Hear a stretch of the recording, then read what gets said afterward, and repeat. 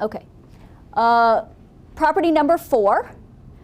So let's suppose we have a bunch of random variables x, and we add them up to create a new random variable y. The variance of y is equal to the sum of the variances of the x's, but that's only true if the x's are independent. Okay?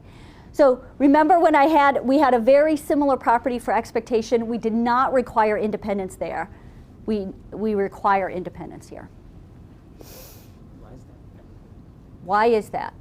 I'm not sure if I can give you a good, I mean, I could show you mathematically why that's true, but I mean, I'm not sure I could give you a good intuition.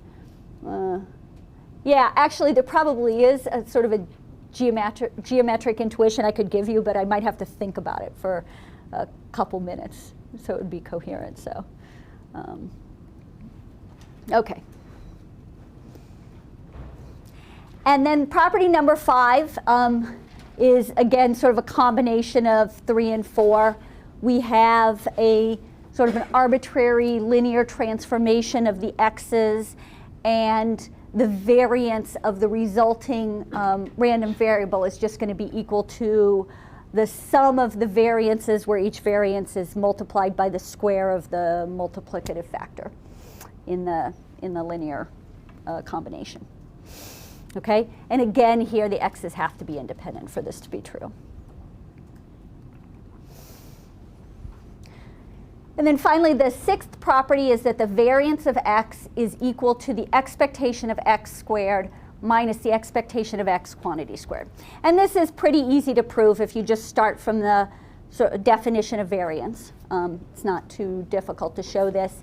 And this can be a pretty useful property when we're computing, if you need to compute the variance of a random variable. Sometimes computing the expectation, the expectation squared and the expectation of x, the expectation of x squared and the expectation of x quantity squared can be an easier thing to do than computing the variance. So anyhow, this can be useful formula for that reason. Calculating expectation of x squared, we just use the previous formula, fx dx dx. Yep. So you can do it in a variety of ways. One is you can figure out what the distribution of x squared is and compute its expectation, or we can use the formula that we saw at the beginning of the lecture. Yep. Okay. Questions about properties of variance? Nope. Okay. Okay, and then I also want to introduce standard deviation. So standard deviation, we're not going to use as much as variance, but sometimes it's convenient for our measure of dispersion of a distribution to have the same units as the random variable itself. Okay? And so for this reason, so variance, the units of variance are the units of the random variable squared.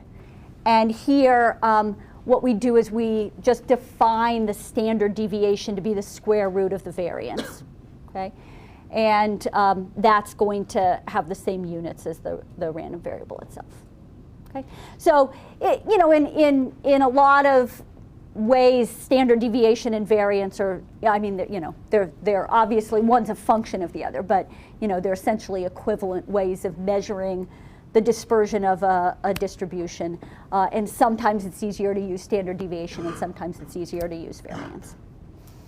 Okay? So, just so you know the definition. Okay, now we can do something similar. So at the very beginning of the lecture, I gave you the formula for how to calculate the expectation of a function of a random variable. And I said sometimes that's a lot easier to do than actually figuring out what the PDF of that function, the random variable, is, and then using that to calculate the expectation.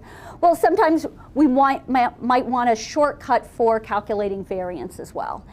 And we can basically just use, apply the results of expectation of a function of a random variable and the fact that the variance is in fact an expectation to get a formula for the variance of a function of a random variable. Okay? So variance of y is just equal to the expectation of y squared minus the expectation of y quantity squared. And that's one of the properties I just told you. Okay?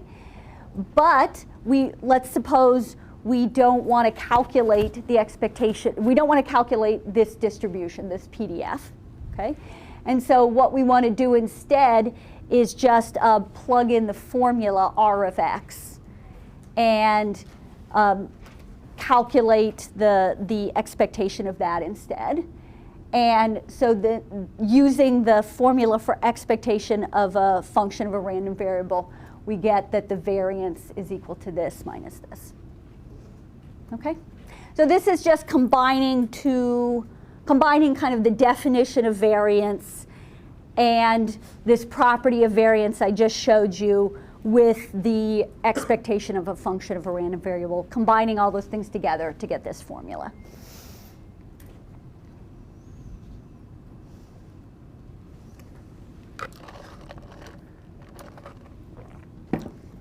Okay, questions?